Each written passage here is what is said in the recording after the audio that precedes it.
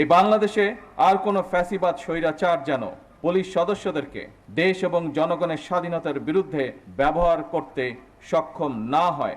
দেশের জনগণের সঙ্গেও পুলিশের মানবিক আচরণ প্রত্যাশিত। আমি আজকের অনুষ্ঠানে প্রথমেই বাংলাদেশের মুক্তিযুদ্ধে পুলিশ শহীদ সকল সদস্যকে শ্রদ্ধা ভরে স্মরণ করছি।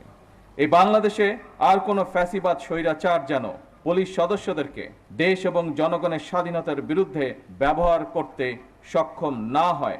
স্বাধীনতার প্রথম প্রহরেই পুলিশের রক্তে রঞ্জিত এই মাটিতে দাঁড়িয়ে আসুন আজ আমরা আবারও নতুন শপথে অঙ্গীকারবদ্ধ হই।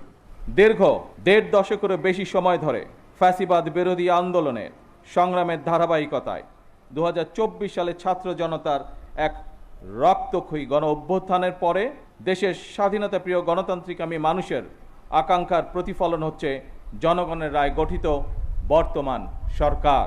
দেশের জনগণের শান্তি এবং নিরাপত্তা নিশ্চিত করা আপনাদের কার্যক্রম, অর্থাৎ পুলিশের ভূমিকার উপরেই সবচেয়ে বেশি নির্ভরশীল। দেশের জনগণের সঙ্গেও পুলিশের মানবিক আচরণ প্রত্যাশিত। ত্রয়োদশ জাতীয় সংসদ নির্বাচন প্রমাণ করেছে বাংলাদেশ পুলিশের পক্ষে দক্ষতা এবং পেশাদারিত্বের সঙ্গে দায়িত্ব পালন সম্ভব।